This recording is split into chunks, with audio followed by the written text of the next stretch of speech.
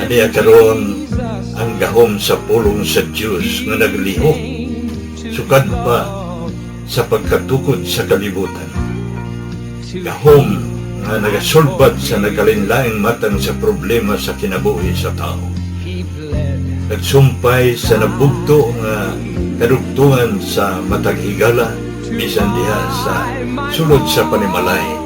Naghatag og mahulay niadto mga kapuyan o nagahatag og nagawasan niadtong ipang hasol sa gahom sa kagitnit. Kay mao kini ang pulong sa Dios nga nagalihok. Bisan gani ang pagbuhat sa tibok kabuhatan, sumala sa Hebrehanon 11:3. Nahimo ang tanang mabutan pinaagi sa pulong sa Dios. Dunay gisulti ni Apostol Pablo sa Roma 15:4. Bisan nun say gisulat kaniadto, gisulat kini alang sa tong pagtuon, aron pinaagi sa pailob ug paglipay gikan sa mga kasulatan, makabaton unta kitag paglaom. Atong ipadayon ang atong pagtuon sa pulong sa Dios alang sa ikabulahan sa atong matag kinabuhi. Apan sa dili pa kita mo padayon ini, niya kita sa pagpaminaw sa mensahe nini nga awit. Gusto ni mo agayahan ka sa Ginoo sa imong pagkinabuhi. Kung gusto ni mo nga mahimo siya nga hari o Dios sa imong kinabuhi, imbita na siya. Imbita na siya kayo. Muali ka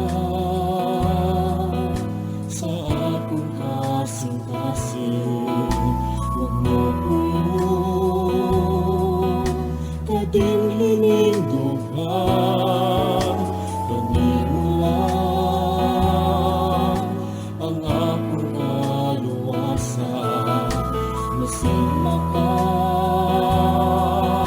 sa kinabuhi ko, ikaw lang ang akong pag-asimbahon sa tanang adlaw sa akong kinabuhi. Dawatan akong mga pagdaig, matuloy ka sa kinabuhi ko. O Diyos, tuloy ako sa imong dalan, iyahi ako sa tanan na akong pag-alakdan. O Diyos, mahimaya ka sa akong kinabuhi, ang tanang buhaton ko, imo ang maglipay kanimo.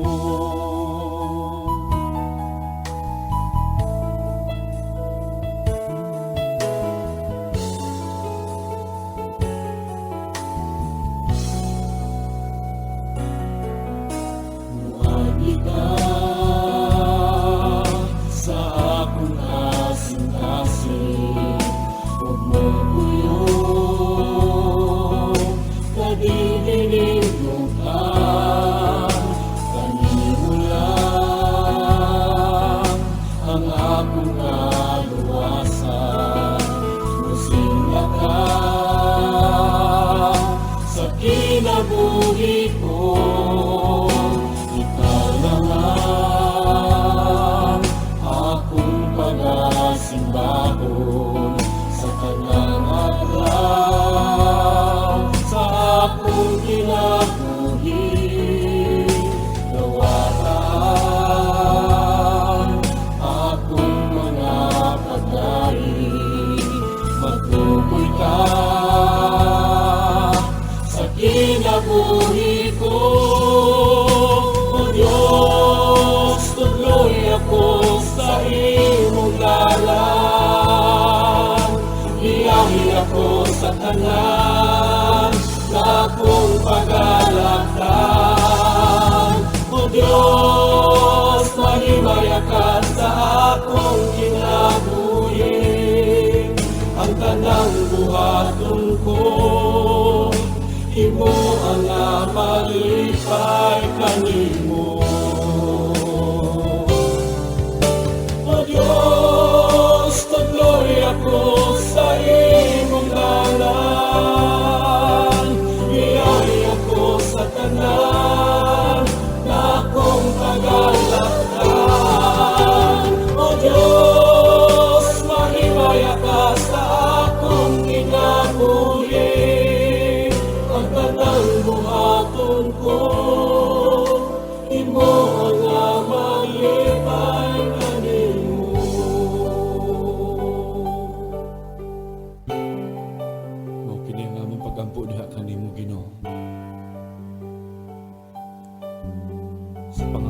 Jesus nga mong manluluwas.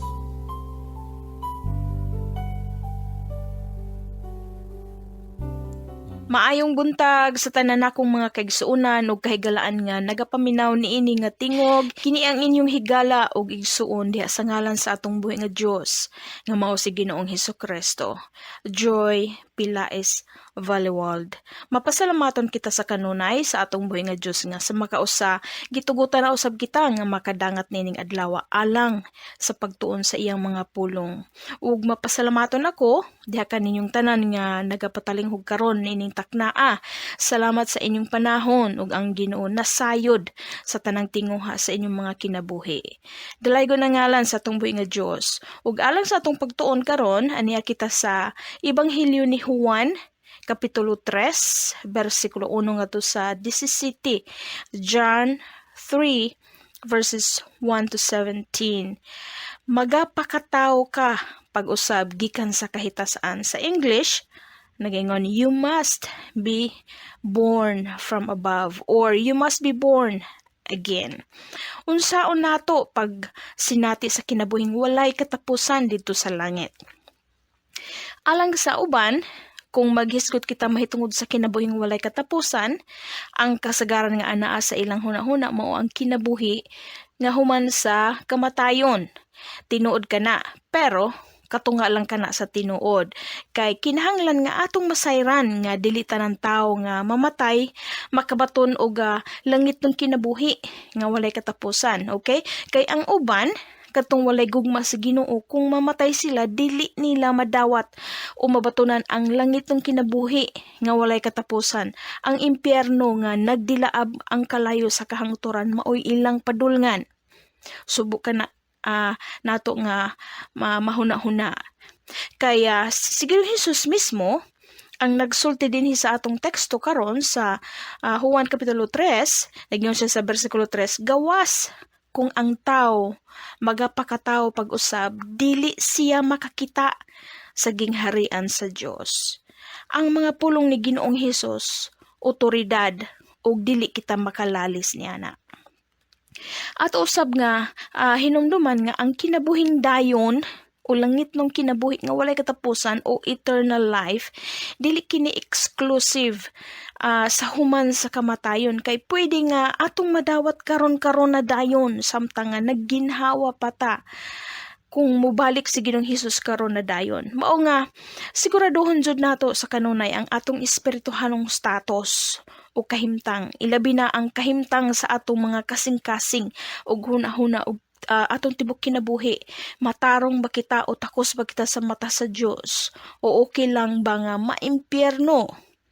Maigsun kog higala, mamili na ta samtang naapay oras na hibilin.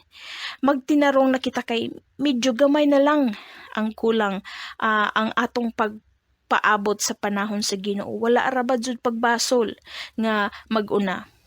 Adunay mga tao nga wala sila makasabot niini mga pulong nga born again o pagpakatao pag-usab o gihimo nila kini nga kataw-anan pinaagi sa ilang pagbugal-bugal o pagbiay-biay batok sa mga tao nga adunay paghigugma o adunay maayong relasyon sa Ginoo nga maoy nagbuhat og nagluwas kanato. Pero aduna usab mga tao nga mutawag sila sa ilang mga kaugalingon nga born again sila, pero wala pud sila makasabot kung unsay kahulugan niini. Dinhi sa atong pagatun-an karon mahitungod sa pagpakatao pag-usab o born again o born from above, atong lakbitan paghisgot ang tutulo ka mga ilado ug dato nga mga tawo sa panahon ni Ginoong Hesus, ug nga kini silang tulo ka mga ilado ug dato nga mga tawo pareho sila nga nangutana kang Ginoong Hesus mahitungod sa kinabuhi o kinabuhing walay katapusan o eternal life. Dito sa Lucas Kapitulo 18, versikulo 18, ang una nga tao nga ilado mao ang usa ka dato nga punuan or the rich ruler nga miduol kang Ginoong Hesus ug nga nangutana ingon siya, magtutudlo nga maayo. Unsa ang akong pagabuhaton aron mapanunod ko ang kinabuhi nga walay katapusan?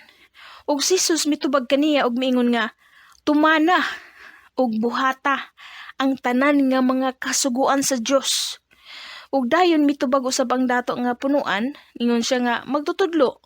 Gibuhat ko kining tanan sa tibuok kong kinabuhi. Ug mitubag pag-usab si Ginoong Hesus nga nagingon, naay nakulang nimo. Ug mao kini, ibaligya ang tanan nga imong gibatunan ug ipanghatag sa mga kabos. Ug ikaw makabaton og bahandi sa langit ug sumunod ka kanako. Ug ang dato nga punuan or the rich ruler, wala siya makadawat. Wala makaangay sa gisulti ni Ginoong Hesus ug nga milakaw siya nga masulubon kay dili niya kaya nga buhaton ang gisulti ni Ginoong Hesus nga mao ang pagbaligya sa iyang kabtangan ug nga dili niya kaya nga ipanghatag sa mga kabos. Ug dayon si Ginoong Hesus mingon, pagkamakuli gayod sa mga adunay bahandi ang pagsulod sa gingharian sa Dios. Sa atong nasayran din hinga mas gihigugma sa dato o sa dato nga punuan ang iyang bahandi o kabtangan. Ug dito usab sa sunod nga kapitulo sa Lucas 19, ang ikaduha nga tawo nga ilado og dato mao si Sakeo. Halos kitang tanan na husuhito kang Sakeo nga gamay tao, di ba? Usa kini siya ka kolektor o mangolektahay sa buwis, tax collector. Ug daghan nga wala makaangay niya kay limbungan. Ug nadato siya sa pagpanglimbong sa buwis sa mga tao. Sobrang mahal ang iyang pagpangolekta, pandili o wala niya i-report ang tanan nga iyang nakolekta. So si Sakeo mikatkat sa ibabaw sa kahoy sa katuyuan nga aron nga makakita siya kung kinsa kini si Hesus nga gikagubtan sa mga tao. Misaka sa kahoy si Sakeo kay sumala sa Biblia mubo ni siya nga tao. Og samtang nga atoa sa ibabaw sa kahoy si Sakeo, gisurpresa siya ni Ginoong Hesus og giduol siya og gisultihan nga, Sakeo, naog diha kay karong adlaw kinahanglan nga muadto ko sa imong balay. Kini nga sorpresa nga panghitabo sa kinabuhi ni Sakeo nakapabag-o sa kinabuhi ni Sakeo ug nga maoy hinungdan nga nakasulti si Sakeo nga iyang ipanghatag sa mga kabos ang katungang bahin sa iyang mga bahandi ug kabtangan ug nga kung makalimbong man gani siya sa iyang gipangsuktan og buwis, iya kining iuli sa upat ka pilo. Ug tungod sa kalit nga kausaban o kabaguhan sa kinabuhi ni Sakeo, si Ginoong Hesus nakasulti nga nag-ingon sa bersikulo 9, karon miabot ang kaluwasan dinhi niining balaya tungod kay siya anak usab ni Abraham. Ug ang ikatulo nga tawo nga ilado og dato mao si Nicodemo. Si Nicodemo usa ka Fariseo ug punuan sa mga Hudyo. Edukado kini siya ug magtutudlo usab sa mga kasuguan ug si Nicodemo atong makita dinhi sa atong teksto karon dinhi sa Ebanghelyo ni Juan kapitulo 3. Sama sa usa ka dato nga punuan or the rich ruler ug sama usab kang Sakeo, si Nicodemo usab mibisita ug miduol kang Ginoong Hesus pero miduol siya sa oras sa kagabhion sa katuyuan nga aron walay makakita niya ug sa katuyuan sa pagpangutana mahitungod lamang sa kinabuhing walay katapusan. Bisan tuod ang sugilanon dinhi sa Juan kapitulo 3, wala magsaysay nga dato si Nicodemo apan adunay arang ikapamatuod nga adunahan usab kini si Nicodemo ug kini pinaagi sa iyang daghan nga gasa nga mga mahalon nga pahumot alang sa pagdihog sa patayng lawas ni Ginoong Hesus. Ato ka na makita dito sa Book of John kapitulo 19 bersikulo 39. Og sa kadaghanon sa pahumot nga gihatag ni Nicodemo, dato lang ang pwede nga makabuhat o makahatag niini. Ug sa engkwentro nila ni Ginoong Hesus ug ni Nicodemo sa kapitulo 3, wala kitay mabasa kung unsa ang katapusang reaksyon ni Nicodemo human nga nakabati siya sa mga pulong ni Ginoong Hesus. Apan tungod sa paghatag ni Nicodemo sa mga mahalon nga mga pahumot alang sa patayng lawas ni Ginoong Hesus. Nagpamatuod ka na nga nasabtan o gidawat niya ang mga pulong ni Ginoong Hesus ni adtong gabhi una sa ilang engkwentro o nga gihigugman niya ang Ginoo. Og kini nga engkwentro nilang duha ang atong mabasa dinhi sa libro ni Juan kapitulo 3, nagpamatuod nga bisan unsa pa ka edukado og relihiyoso, si Nicodemo nasahayod siya ug nabati niya nga adunay hunggaw ang iyang kinabuhi, nasinati niya nga adunay kulang, adunay mga butang nga gikinahanglan ug nga kinahanglang nga iyang mabatunan ug masabtan.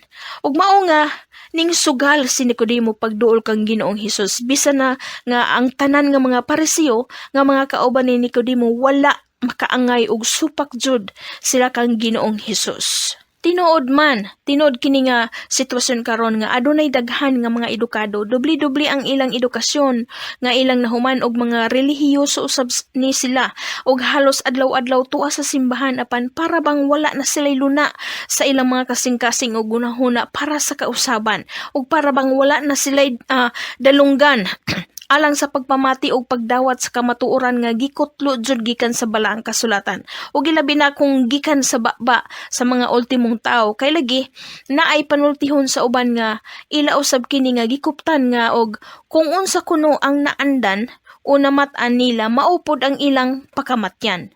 Karon og kung kini sila nga mga tawhana magpabilin sa maong pagtulunan o tinuuhan o kirapod tingali og dili nato sila ikita sa langit, di ba? Pero sayang kay gusto sa Ginoo nga kitang tanan mahilangit. Kay sumala sa gitubag ni Ginoong Hesus kang Nicodemo nga nag-ingon si Ginoong Hesus sa kapitulo 3 versikulo 3, gawas kung ang tao magapakatao pag-usab dili siya makakita sa gingharian sa Dios. Buot pasabot nga gawas kung ang tao sa iyang kasing-kasing ug gunahuna nga dili mabag-o pinaagi sa buhat sa balaang espiritu, dili siya makakita sa gingharian sa Dios. Unsaon man nato pagkabag-o o pagpakatao pag-usab? Atong ilhon ang atong mga kalabasan ug atong pangayoon ang kapasayloanan sa atong mga sala pinaagi sa ngalan ni Ginoong Hesukristo ug atong tugutan nga maghari siya sa atong mga kinabuhi ug atong tugutan usab nga ang balaang espiritu maoy magdumala og mahimaya sa tanang kalihukan sa atong mga kinabuhi.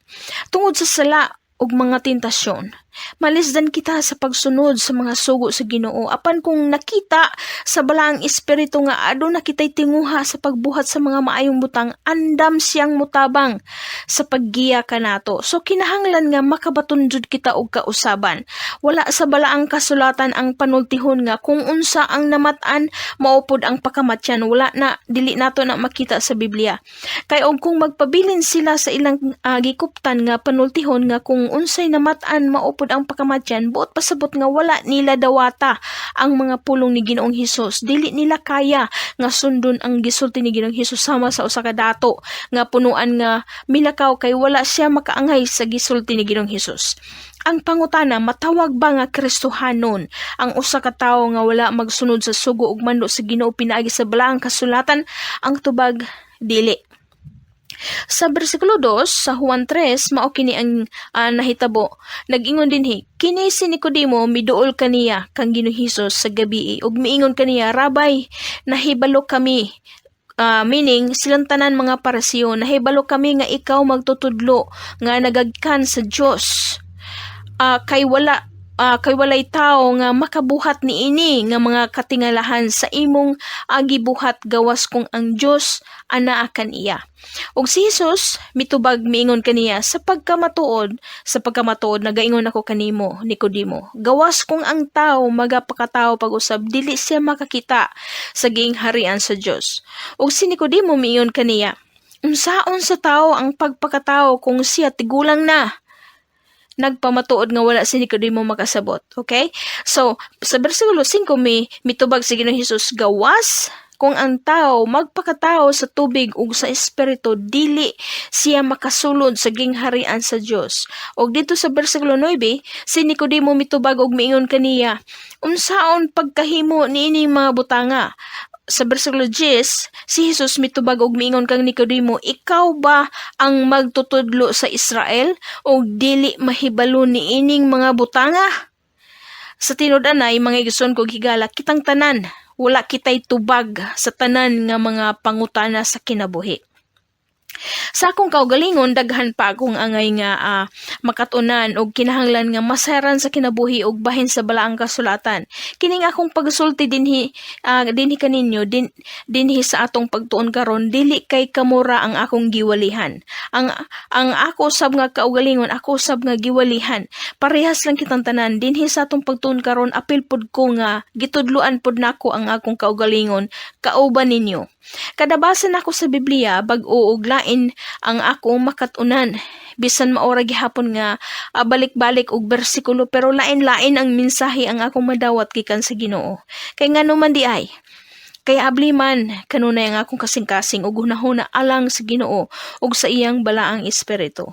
So ang gikuptan nga panultihon sa uban nga mga tao nga og kung unsa kuno ang naandan o namat-an, maupod ang ilang pakamatyan, kini sila sarado jud ang ilang mga kasing-kasing og salabutan alang sa kabag-uhan o sa kamatuoran. Apan si Nicodemo dinhi sa atong gitun-an karon sa Juan kapitulo 3, bisan tuod og usa siya ka Fariseo og expert siya sa mga balaod sa daang tugon og usa siya ka edukado kay magtutudlo og punuan pa jud sa mga Hudiyo, apan abli ang iyang kasing-kasing alang sa dugang kasayuran ug alang sa kamatuoran, ug mao nga naningkamot si Nicodemo ug ning sugal siya nga makigkita kang Ginoong Hesus sa oras sa kagabion, sa katuyuan nga walay makabalda kaniya sa iyang tinguha sa pagpakigistorya kang Ginoong Hesus ug alang sa katuyuan nga mahulip ang hunggaw o hungaw, hangaw nga iyang gibati sa iyang kaugalingon ug alang usab sa katuyuan nga makakat-on siya gikan sa baba ni Ginoong Hesus mismo. Ikaw igsuon og higala, unsa man ang imong pagpaningkamot sa espirituhanon nga bahin sa imong kinabuhi? Kung unsay imong naandan og namat-an, maupod ba ang imong pakamatyan? O kung ang imong naandan nga pagtulunan wala nahiuyon sa balang kasulatan o sa mga gipanulo ni Ginoong Hesus, nag-expect ka ba nga mahilangit ka? Nag-expect ka ba nga mabatunan nimo ang kinabuhing walay katapusan dito sa langit? Nag-expect ka ba nga makakita ka sa gingharian sa Dios? Dili tanan mamatay nga mo rest in peace. Dili. Busa dili angay usikan kini mga pulong nga rest in peace sa mga tao nga namatay nga walay paghigugma sa Ginoo, kay dili peaceful ang ilang padulngan. Dili peaceful rest sa nagdilaab nga kalayo o dito sa impyerno. Dili kita magpataka og sulti pagbuntaw niini mga pulong nga rest in peace sa mga tao nga namatay tungod sa sobrang pag-abusar sa lawas, pag-inom sa alak ug droga ug uban pang mga hinungdan nga dili maayo.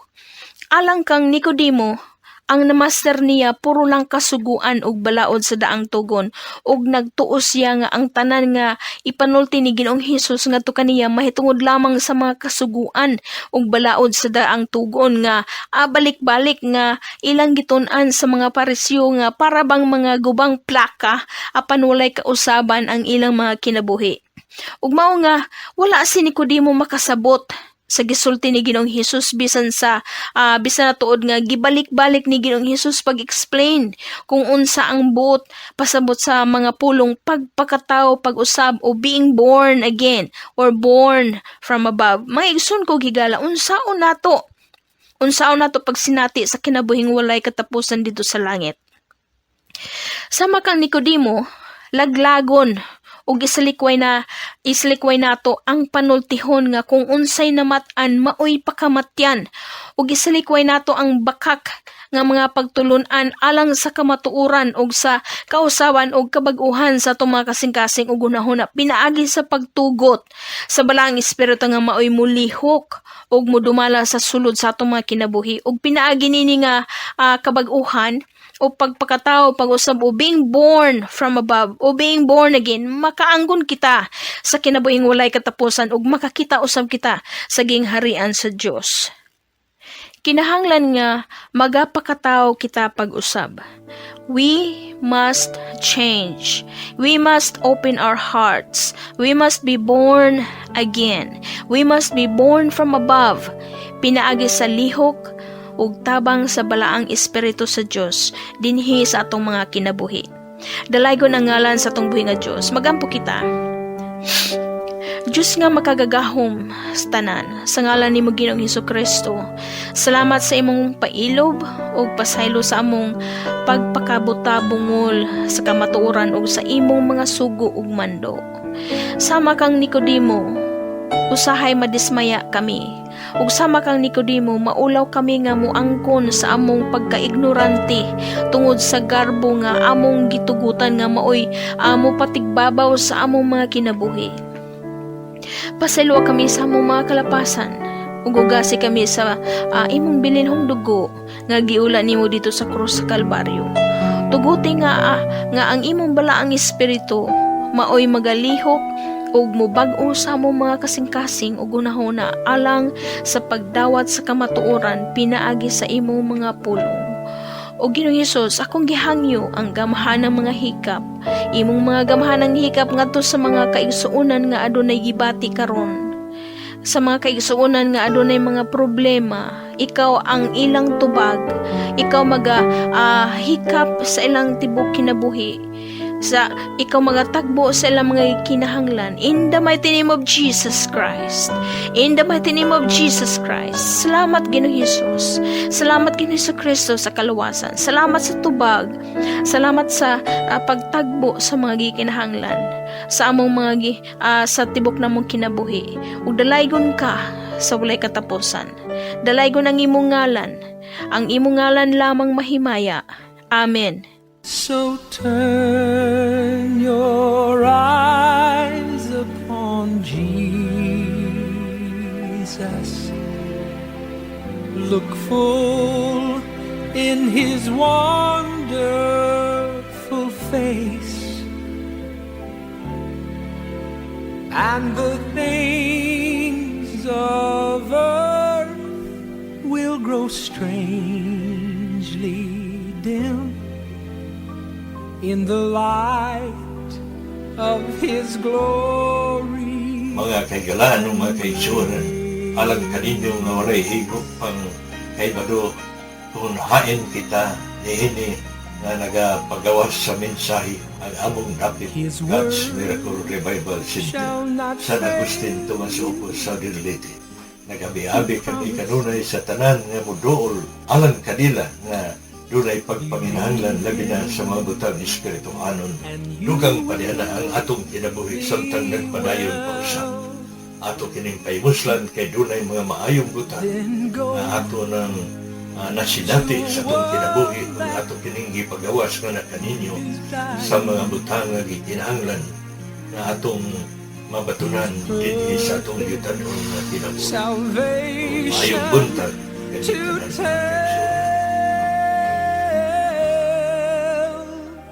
Just turn your eyes upon Jesus. Look full in His wonderful face, and the things of earth will grow strangely dim in the light of His glory and grace.